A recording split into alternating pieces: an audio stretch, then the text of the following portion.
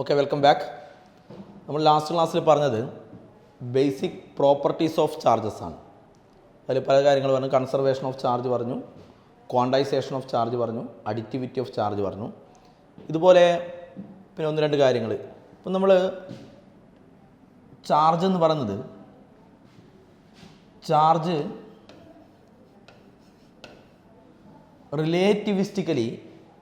റിലേറ്റിവിസ്റ്റിക്കലി invariant ആണ്. റിലേറ്റിവിസ്റ്റിക്കലി invariant അതായത് ഇപ്പോൾ ചാർജ് അറ്റ് റെസ്റ്റും ചാർജ് ഇൻ മോഷനും എന്ന് പറഞ്ഞാൽ ഒരു ഒബ്ജക്റ്റിന് ഇപ്പോൾ റെസ്റ്റിലുള്ളപ്പോൾ ഉള്ള ചാർജ് തന്നെയായിരിക്കും മൂവ് ചെയ്യുമ്പോഴുള്ള ചാർജും. പക്ഷെ മാസ് അങ്ങനെയല്ല അല്ലേ.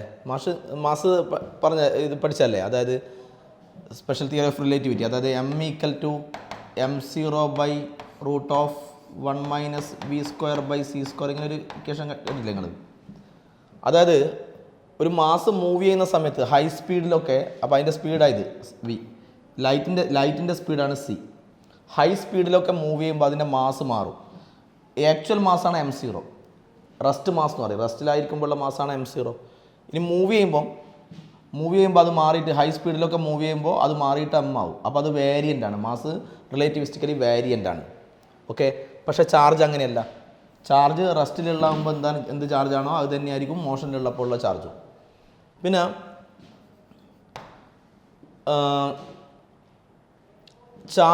ഒരു ചാർജ് റെസ്റ്റിലാണെങ്കിൽ ഇതൊക്കെ ഞാൻ ജസ്റ്റ് ഓരോ പോയിന്റ് പറയുകയാണ്. ഇതിനെപ്പറ്റിയൊക്കെ നമുക്ക് ഈ ചാപ്റ്ററിൽ പഠിക്കാനുള്ളത് ഡീറ്റെയിൽ ആയിട്ട്. ഒരു ചാർജ് റെസ്റ്റിലാണെങ്കിൽ അതിന് ചുറ്റും ആ ചാർജിൻ്റെ ഒരു ഫീൽഡ് ഉണ്ടാവും. അതിനാണ് ഇലക്ട്രിക് ഫീൽഡ് എന്ന് പറയും. ചാർജ് റെസ്റ്റിലാണെങ്കിൽ അതിന് ചുറ്റും ഇലക്ട്രിക് ഫീൽഡേ ഉണ്ടാവും. അപ്പോൾ ചാർജ് അറ്റ് റെസ്റ്റ്, ഈ ഇലക്ട്രിക് ഫീൽഡിനെ പറ്റി നമുക്ക് ഈ ചാപ്റ്റർ ഡീറ്റെയിൽ ആയിട്ട് പഠിക്കാനുണ്ട്. ഇനി ഈ ഒരു സെക്ഷൻ കഴിഞ്ഞാൽ കുറച്ച് അങ്ങോട്ട് എത്തിയാൽ ഇലക്ട്രിക് ഫീൽഡും അതുമായിട്ട് ബന്ധപ്പെട്ട കാര്യങ്ങളൊക്കെ പഠിക്കാനുള്ളത്. ഞാൻ ജസ്റ്റ് ഒരു പോയിന്റ് പറഞ്ഞു വെക്കുകയാണ്. ഒരു ചാർജ് റെസ്റ്റിലാണെങ്കിൽ charge at rest produces only electric field. Charge റെസ്റ്റിലാണെങ്കിൽ ഇലക്ട്രിക് ഫീൽഡേ ഉണ്ടാവും. Charge at rest produces only electric field. അടുത്ത point, a charge in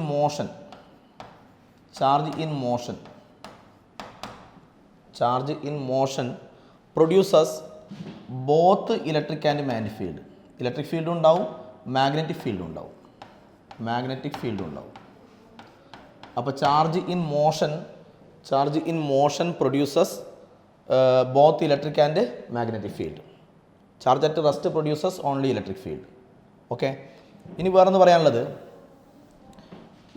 an accelerated charge, അതായത് ഒരു ചാർജ് ആക്സലറേറ്റ് ചെയ്യാന്ന് വിചാരിച്ചു. ആക്സലറേറ്റ് ചെയ്യുക മീൻസ് അതിൻ്റെ വെലോസിറ്റി ചേഞ്ച് ചെയ്യുക അല്ലേ. വെലോസിറ്റി ചേഞ്ച് ചെയ്യുക എന്ന് പറഞ്ഞാൽ ആക്സലറേഷൻ ഉണ്ടാവും. ആക്സലറേറ്റഡ് ചാർജ് ആണെങ്കിൽ ഇറ്റ് വിൽ റേഡിയേറ്റ് എനർജി. ഇത് എനർജി റേഡിയേറ്റ് ചെയ്യും, എനർജി എമിറ്റ് ചെയ്യും. So N accelerated charge emits radiates energy. Okay, ഇത്തരം പോയിൻറ്റ്സ് ഒക്കെ ഒന്ന് ഓർമ്മിച്ച് വെക്കുക.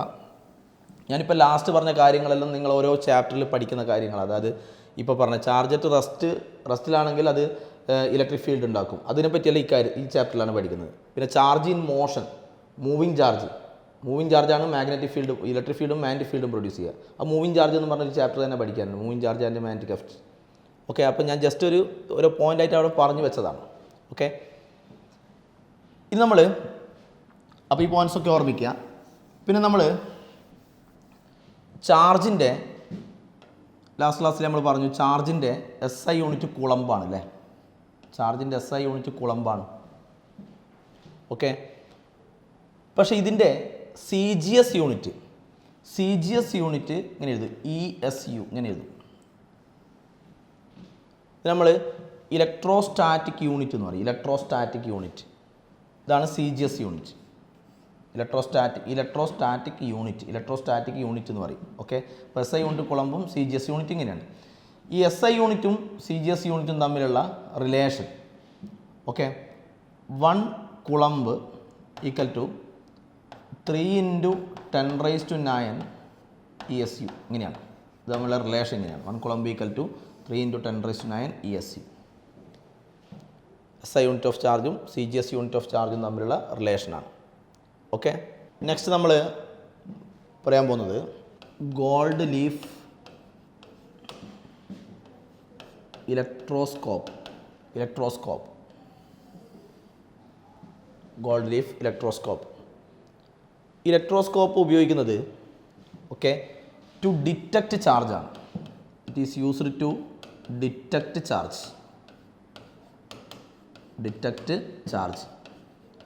ഏത് ചാർജാണ് ഉള്ളത്, ഒരു ബോഡിക്ക് എന്ത് ചാർജാണ് ഉള്ളതെന്ന് മനസ്സിലാക്കാനുള്ള സംഭവമാണ് ടു ഡിറ്റക്റ്റ് ചാർജ്.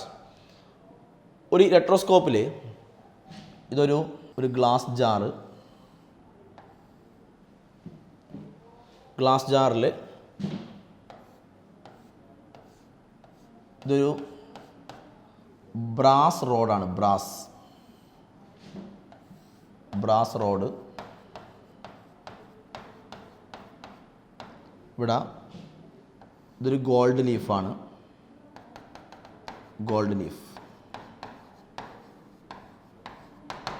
പിന്നെ ഇവിടെ ഇങ്ങനെ ഒരു ബ്രാസ് സ്ട്രിപ്പ്.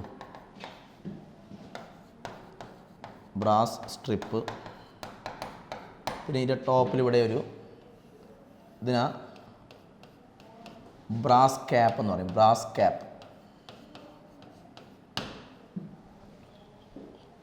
ഓക്കെ, അപ്പോൾ ഇതൊക്കെ ഗോൾഡ് ലീഫ് എന്നെല്ലാം പറയുമ്പം ഗോൾഡിൻ്റെ നേരിയൊരു ലീഫ് പോലെ അത്രയും നേരിയ ഇത്. ഓക്കെ, ഗോൾഡ് ഹൈലി മാലിയബിൾ ആണല്ലോ, അത്രയും നേരിയൊരു തകിട് പോലെ വിചാരിക്കുക ഗോൾഡിൻ്റെ. അപ്പോൾ ഇതൊക്കെ കണ്ടക്റ്റിംഗ് ആയ സാധനങ്ങളാണ് അല്ലേ, കണ്ടക്റ്റിംഗ് ആണ്. അപ്പോൾ ഇതിലൊക്കെ വേണമെങ്കിൽ ചാർജിന് എന്ത് ചെയ്യുക, ചാർജിന് കണ്ടക്ട് ചെയ്യാൻ പറ്റുന്ന സാധനങ്ങളാണ് ഇതൊക്കെ. അപ്പോൾ നമ്മുടെ കയ്യിലൊരു ബോഡി ഉണ്ട്. ഇപ്പോൾ രണ്ട് വസ്തുക്കളെ തമ്മിൽ നമ്മൾ റബ്ബ് ചെയ്തു. റബ്ബ് ചെയ്യുമ്പോൾ നമ്മൾ കഴിഞ്ഞ ക്ലാസ് പറഞ്ഞാണല്ലോ, റബ്ബ് ചെയ്യുമ്പോൾ ഇവർക്ക് ചാർജ് കിട്ടും. അപ്പോൾ ഇതിൽ ഏതിനാണ് പോസിറ്റീവ് ചാർജ്, ഏതിനാണ് നെഗറ്റീവ് ചാർജ് എന്ന് നമുക്കറിയില്ല സപ്പോസ്. അപ്പോൾ ഇതിൽ ഏത് ചാർജാണ് ഉള്ളത് എന്ന് നമുക്ക് മനസ്സിലാക്കണം. അപ്പോൾ ഏത് ചാർജാണ് ഉള്ളതെന്ന് മനസ്സിലാക്കാനാണ് ഇലക്ട്രോസ്കോപ്പ് ഉപയോഗിക്കുന്നത്. അപ്പോൾ നമ്മൾ എന്ത് ചെയ്യണം, ഇത് മനസ്സിലാക്കണമെങ്കിൽ നമ്മൾ ആദ്യം നമ്മൾ ഇലക്ട്രോസ്കോപ്പിനെ നമ്മൾ ചാർജ് ചെയ്യുക. ഇതിനെ ചാർജ് ചെയ്ത് വെക്കുക എന്ന് പറഞ്ഞാൽ ഒന്നുമില്ല, ഒരു ചാർജുള്ളൊരു സംഭവം എടുത്തിട്ടങ്ങ് ഇതിനെ ഒരു പോസിറ്റീവ് ചാർജ് എങ്ങാൻ വഴി ഇതിനെ കോൺടാക്റ്റിൽ വെക്കുമ്പോൾ നമ്മൾ പഠിച്ചു, കോൺടാക്റ്റിൽ വെക്കുമ്പോൾ ഇത് ഈ സാധനം കണ്ടക്റ്റിംഗ് ആയതുകൊണ്ട് ഇതിലുള്ള ചാർജ് ഇതിലുള്ള കുറച്ച് ചാർജ് ഇതിലേക്ക് വന്ന് അത് കണ്ടക്റ്റിംഗ് ആയതുകൊണ്ട് ഇതുവഴി ഫ്ലോ ചെയ്ത് ഗോൾഡ് ലീഫിൽ വരെ എത്തുമല്ലോ. അപ്പം നിങ്ങൾ വിചാരിക്കൂ, നമ്മൾ ആദ്യം ഇതിനെ ചാർജ് ചെയ്തു എന്ന് പറഞ്ഞാൽ ഈ ഇലക്ട്രോസ്കോപ്പിനെ നമ്മൾ ചാർജ് ചെയ്തിട്ട് ഇത് പോസിറ്റീവ്ലി ചാർജ്ഡ് ആണെന്ന് വിചാരിക്കും. എന്ന് പറഞ്ഞാൽ നമുക്കറിയാം ഇതിനെന്ത് ചാർജാണ്, ഇലക്ട്രോസ്കോപ്പിന് എന്ത് ചാർജാണ് നൽകിയതെന്ന് നമുക്ക് ഓൾറെഡി അറിയാം. അപ്പോൾ suppose we are given positive charge to the electroscope. അപ്പോൾ ഇലക്ട്രോസ്കോപ്പിന് പോസിറ്റീവ് ചാർജാണ്. അപ്പോൾ ഇതിന് പോസിറ്റീവ് ചാർജാണ്. ഓക്കെ, പോസിറ്റീവ് ചാർജ് ആകുമ്പോൾ ഗോൾഡ് ലീഫ് എന്ത് ചെയ്യും, രണ്ട് പോസിറ്റീവ് ചാർജ് ആകുമ്പോൾ ഇവർ തമ്മിൽ റിപ്പൽഷൻ കാരണം ഇങ്ങനെ കുറച്ച് അകന്നിട്ടുണ്ടാവും. അപ്പോൾ ഇത് നമുക്ക് പുറമേ നിന്ന് കാണാം, ഇതിങ്ങനെ കുറച്ച് അകന്നിട്ടാണ് ഉള്ളത് ആ റിപ്പൽഷൻ കാരണം. അപ്പോൾ സപ്പോസ് ഇലക്ട്രോസ്കോപ്പീസ്, അതാണ് first point, electroscope is positively charged.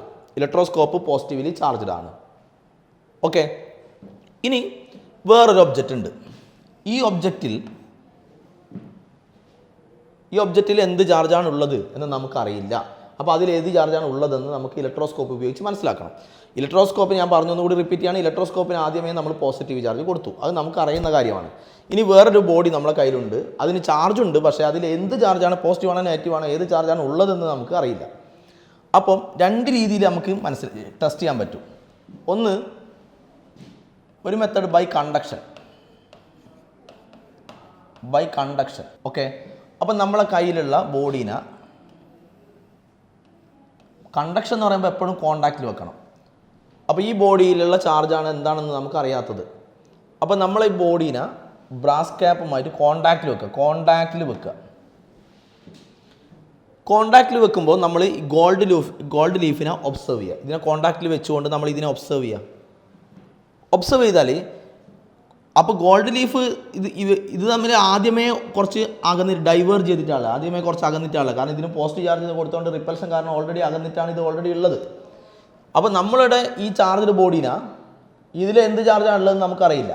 അതെടുത്തിട്ട് ബ്രാസ് ക്യാപ്പുമായിട്ട് കോൺടാക്റ്റിൽ വെച്ചു. കോൺടാക്റ്റിൽ വെക്കുമ്പോൾ നമ്മൾ ഗോൾഡ് ലീഫിനെ ഒബ്സർവ് ചെയ്യുക, ഗോൾഡ് ലീഫിനെ നോക്കുക. ഈ ഡൈവേർജൻസ് ഇൻക്രീസ് ചെയ്യുന്നുണ്ടെങ്കിൽ, അപ്പോൾ ഓൾറെഡി ആദ്യമേ ഒരു ഡൈവേർജൻസ് ഉണ്ടായിരുന്നു, ഇനി ഇത് കോൺടാക്റ്റിൽ വെക്കുന്ന സമയത്ത്, ഇവർ കോൺടാക്റ്റിൽ വെക്കുന്ന സമയത്ത് ഈ ഡൈവേർജൻസ്, ആദ്യമുള്ള ഡൈവേർജൻസ് കുറച്ചുകൂടി കൂടുന്നുണ്ടെങ്കിൽ, കൂടുകയാണെങ്കിൽ ഇത് ഇതിലുള്ളത് പോസിറ്റീവ് ചാർജ് ആയിരിക്കും. എങ്ങനെ എക്സ്പ്ലെയിൻ ചെയ്യും?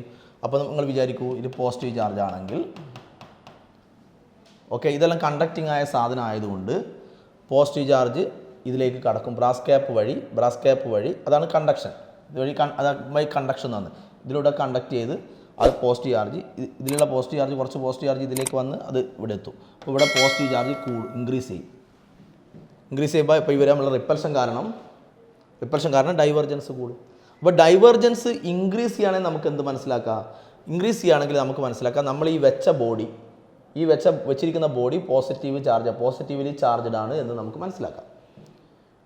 ഇനി ഡൈവേർജൻസ് കുറയുകയാണെങ്കിലോ? അപ്പോൾ ആദ്യമേ ഇവർ തമ്മിലൊരു അകന്ന് നിൽക്കുകയായിരുന്നു. ഇനി നമ്മൾ ഇത് കോൺടാക്റ്റിൽ വെച്ചപ്പോൾ, ഈ ബോഡീനെ നമ്മളിവിടെ കോൺടാക്റ്റിൽ വെച്ചപ്പോൾ, അപ്പോൾ കോൺടാക്റ്റിൽ വെച്ചിട്ട് നമ്മൾ ഗോൾഡ് ലീഫിനെ ഒബ്സർവ് ചെയ്യുമ്പോൾ ആദ്യമുള്ള ഡൈവേർജൻസ് കുറയുകയാണെങ്കിൽ നമുക്ക് മനസ്സിലാക്കാം നമ്മൾ ഈ വെച്ച ബോഡി നെഗറ്റീവ് ചാർജാണെന്ന് മനസ്സിലാക്കാം. അപ്പോൾ നെഗറ്റീവ് ചാർജ് ആകുമ്പോൾ എന്താ സംഭവിക്കുക? നെഗറ്റീവ് ചാർജ് ആകുമ്പോൾ കണ്ടക്ഷൻ വഴി, കോൺടാക്റ്റിൽ വെച്ചാൽ നടക്കുന്ന സംഭവം കണ്ടക്ഷനാണ്. നെഗറ്റീവ് ചാർജ് ആകുമ്പോൾ നെഗറ്റീവ് ചാർജ് ബ്രാസ് ക്യാപ്പ് വഴി ഇതിലേക്ക് വരും. അപ്പോൾ ഇതിന് പോസിറ്റീവ് ആണല്ലേ, അപ്പോൾ പോസിറ്റീവിൻ്റെ കൂടെ കുറച്ച് നെഗറ്റീവ് വന്നിട്ട് ഇതിനെ ന്യൂട്രലാവും. അപ്പോൾ ഇവിടെയുള്ള പോസിറ്റീവ് നെഗറ്റീവ് വന്ന് ന്യൂട്രലാകുന്നതുകൊണ്ട് ഇവിടെ നേരത്തെയുള്ള പോസിറ്റീവിൻ്റെ എമൗണ്ട് കുറയും. അപ്പോൾ നേരത്തെ അത്ര റിപ്പൽഷൻ പിന്നെ ഉണ്ടാവില്ല. അപ്പോൾ ഇത് അടുക്കുക ചെയ്യുക. അപ്പോൾ ഡൈവേർജൻസ് ഡിക്രീസ് ചെയ്യുകയാണെങ്കിൽ നമുക്ക് മനസ്സിലാക്കാം നമ്മൾ ഈ വെച്ചിരിക്കുന്ന ബോഡി നെഗറ്റീവ് ചാർജ് ആണെന്ന് നെഗറ്റീവ്ലി ചാർജ്ഡ് റോഡാണെന്ന് മനസ്സിലാക്കാം. ഇങ്ങനെയാണ് കണ്ടക്ഷൻ വഴി ചെക്ക് ചെയ്യുക. കണ്ടക്ഷൻ വഴി ചെക്ക് ചെയ്യുമ്പോൾ ഇതിനെ കോൺടാക്റ്റിൽ വെക്കണം. ഓക്കെ, ഇനി നമുക്ക് by induction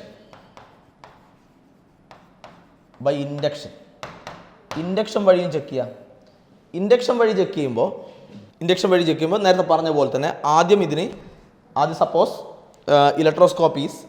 electroscope is positively charged. ഇതിന് പോസിറ്റീവ് ചാർജ് കൊടുത്തു, ഇലക്ട്രോസ്കോപ്പ് പോസിറ്റീവ്ലി ചാർജ്ഡ് ആണ്. അപ്പോൾ ഇത് കുറച്ച് ഡൈവേർജ് ചെയ്തിട്ടാണ് ഉള്ളത്. അത് നമുക്കറിയാം, ഇതിന് പോസിറ്റീവ് ചാർജാണ് ഇതിന് ഉള്ളതെന്ന് നമുക്കറിയുന്ന കാര്യമാണ്.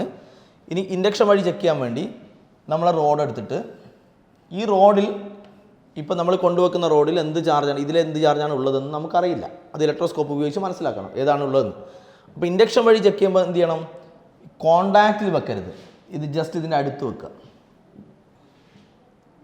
അടുത്ത് വെച്ചാൽ നേരത്തെ അതേ സംഭവം തന്നെ, നേരത്തെ പോലെ തന്നെ അടുത്ത് വെച്ചാൽ ഇപ്പോൾ ഓൾറെഡി ഒരു ഡൈവേർജൻസ് ഉണ്ടല്ലോ, ഇവർ തമ്മിൽ ഡൈവേർജൻസ് ഉണ്ടല്ലോ.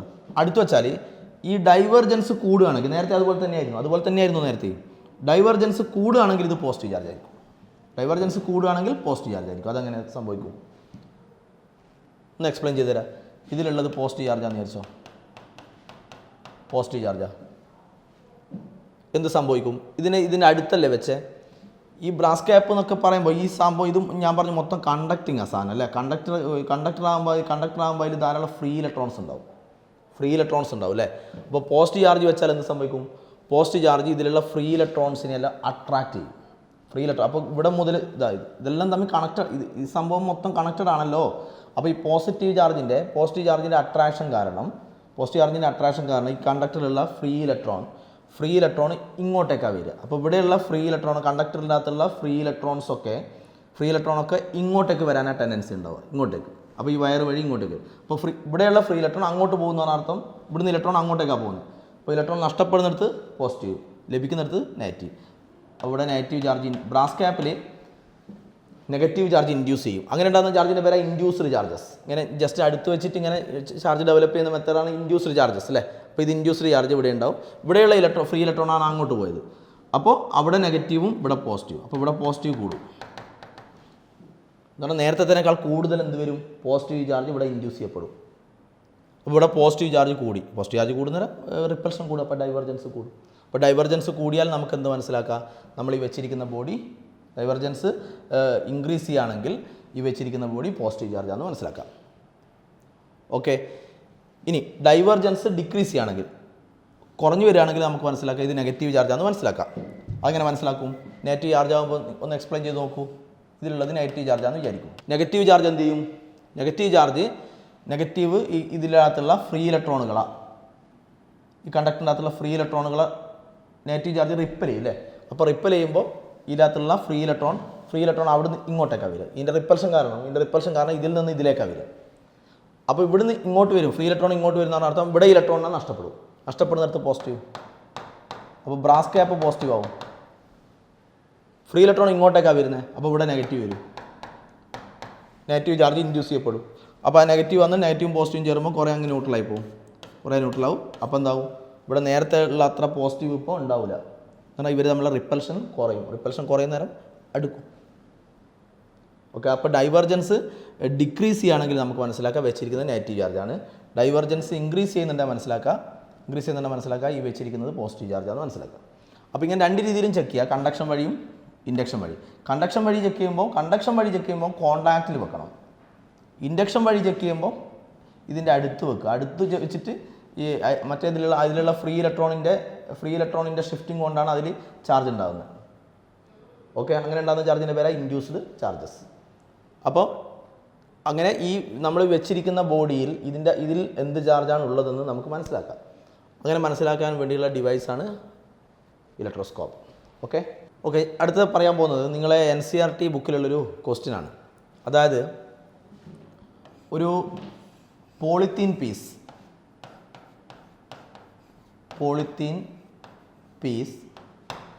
റബ്ബഡ് വിത്ത് വൂൾ. ഇപ്പോൾ റബ്ബ് ചെയ്യുന്നത് പോളിത്തീനും വൂളും തമ്മിലാണ്. Polythene piece rubbed with wool is found to have a negative charge of. അപ്പോൾ പോളിത്തീനും വൂളും തമ്മിൽ റബ്ബ് ചെയ്തപ്പോൾ പോളിത്തീന് നെഗറ്റീവ് ചാർജ്. പോളിത്തീൻ്റെ ചാർജ് തന്നിരിക്കുന്നത് -3 × 10⁻⁻7 കുളമ്പാണ്. അതിൻ്റെ ചാർജ് ഇങ്ങനെയാണ് തന്നിരിക്കുന്നത്, പോളിത്തീൻ്റെ ചാർജ്. അപ്പോൾ ഇതിന് റബ്ബ് ചെയ്യുമ്പോൾ നമ്മൾ പഠിച്ചെന്നാൽ ഇതിനെത്ര നെഗറ്റീവ് ചാർജ് ഉണ്ടോ അത്രയും പോസിറ്റീവ് ചാർജ് ഇതിനുണ്ടാവും. അപ്പോൾ ഇതിൻ്റെ ചാർജ് എത്രയായിരിക്കും? അത് -3 × 10⁻⁷ ആണെങ്കിൽ ഇത് +3 × 10⁻⁷ ആയിരിക്കും, കുളമ്പായിരിക്കും ഇതിൻ്റെ ചാർജ്. ഇത്രയേ ഉള്ളൂ. ഓക്കെ, അപ്പോൾ അതിൻ്റെ ചാർജ് തന്നിരിക്കുന്നത് ഇങ്ങനെയാണ്. റെഡി? അങ്ങനെയാണെങ്കിൽ അതിനല്ലേ നെഗറ്റീവ് ചാർജ്. അതിന് നെഗറ്റീവ് ചാർജ് കിട്ടണമെങ്കിൽ എവിടത്തേക്ക് ഇലക്ട്രോൺ ട്രാൻസ്ഫർ ചെയ്യണം? നെഗറ്റീവ് ചാർജ് അതിന് കിട്ടണമെങ്കിൽ ഇതിൽ നിന്ന് ഇതിലേക്ക് ഇലക്ട്രോൺ ട്രാൻസ്ഫർ ചെയ്യണം അല്ലേ? അങ്ങനെ ട്രാൻസ്ഫർ ചെയ്യുമ്പോൾ ഇവിടുന്ന് അങ്ങോട്ടേക്ക് ട്രാൻസ്ഫർ ചെയ്യുമ്പോൾ ഇതിന് പോസിറ്റീവ്, അതിന് നെഗറ്റീവ്. അങ്ങനെയാണ് കണ്ടുപിടിക്കേണ്ടത് നമ്പർ ഓഫ് ഇലക്ട്രോൺ ട്രാൻസ്ഫേർഡ്. ഈ ട്രാൻസ്ഫർ ചെയ്ത് അപ്പോൾ ട്രാൻസ്ഫർ നടക്കുക വൂൾ ടു പോളിത്തീൻ ആയിരിക്കും. കാരണം പോളിത്തീൻ നെഗറ്റീവ് ചാർജാണ്, അപ്പോൾ വൂൾ ടു പോളിത്തീൻ ആയിരിക്കും. അങ്ങനെയാണ് കണ്ടുപിടിക്കേണ്ടത് നമ്പർ ഓഫ് ഇലക്ട്രോൺ ട്രാൻസ്ഫേർഡ്. എന്ത് ചെയ്യും? ക്വാണ്ടൈസേഷൻ ഓഫ് ചാർജ് പഠിച്ചിട്ടില്ലേ? ക്വാണ്ടൈസേഷൻ ഓഫ് ചാർജ് പ്രകാരം നമ്മളൊരു ഇക്വേഷൻ പഠിച്ചിട്ടുണ്ടല്ലോ, Q = NE. So N = Q/E. So N = നമ്മൾ നമ്പറാണ് കാൽക്കുലേറ്റ് ചെയ്യുന്നത്. നമ്പർ കാൽക്കുലേറ്റ് ചെയ്യുമ്പോൾ ഇത് പ്ലസോ മൈനസോ സൈൻ ഒന്നും നോക്കണ്ട, ഇതിൻ്റെ മാഗ്നിറ്റ്യൂഡ് നോക്കിയാൽ. മാഗ്നിറ്റ്യൂഡ് എന്ന് പറയുമ്പോൾ ഇതാണ് മാഗ്നിറ്റ്യൂഡ്. ഒന്നിന് +NE മറ്റേന് -NE, അങ്ങനെയല്ലേ പഠിച്ചത്. അപ്പോൾ ചാർജ് മാഗ്നിറ്റ്യൂഡ് എത്രയാണ്? 3 × 10⁻⁻7 divide by E, basic charge അല്ലേ? ഇലക്ട്രോണിൻ്റെ ചാർജ് മാഗ്നിറ്റ്യൂഡ് എത്രയാണ്? 1.6 × 10⁻⁻19 കുളമ്പാണ്. ഓക്കെ, ഇത് ഡിവൈഡ് ചെയ്താൽ നിങ്ങൾക്ക് N = 1.8 കിട്ടും. 1.8 ഇൻറ്റു ഇത് ന്യൂമറേറ്ററിലേക്ക് പോയാൽ 10⁻12 ആവും. ഇത്രയും ഇലക്ട്രോൺസ് ട്രാൻസ്ഫർ ചെയ്യും. അപ്പോൾ ഇതായിരിക്കും number of electrons transferred from wool to polythene. ഇതിൽ തന്നെ വേറൊരു ക്വസ്റ്റ്യൻ ഉണ്ട്. ഇത് നമ്മൾ പറഞ്ഞതാണ്, ഞാൻ ക്ലാസ് എടുക്കുമ്പോൾ പറഞ്ഞൊരു സംഭവമാണിത്. അതായത് ഈ കേസിൽ ഈസ് ദർ, അങ്ങനെ ഉണ്ടോ എന്നാണ് ചോദിക്കുന്നത്. Is there any transfer of mass transfer ഉണ്ടോ എന്നാണ് ചോദിക്കുന്നത്. മാസ് ട്രാൻസ്ഫർ ഉണ്ടോ ഫ്രം വൂൾ ടു പോളിത്തീൻ? വൂളിൽ നിന്ന് പോളിത്തീനിലേക്ക് മാസ് ട്രാൻസ്ഫർ ഉണ്ടല്ലോ. കാരണം വൂളിൽ നിന്ന് പോളിത്തീനിലേക്കല്ലേ ഇലക്ട്രോൺ ട്രാൻസ്ഫർ ചെയ്യുന്നത്. അപ്പോൾ ഈ ഇലക്ട്രോണിന് ഒരു മാസ് ഉണ്ടല്ലോ. അപ്പോൾ ഇവിടുന്ന് അങ്ങോട്ടേക്ക് wool to polythene there is a mass transfer. Okay, ready? Next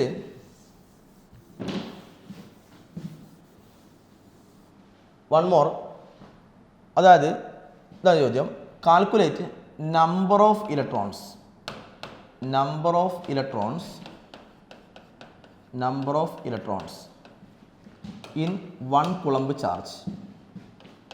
number of electrons in 1 coulomb charge. ഇതാണ് question. Number of electrons in 1 coulomb charge.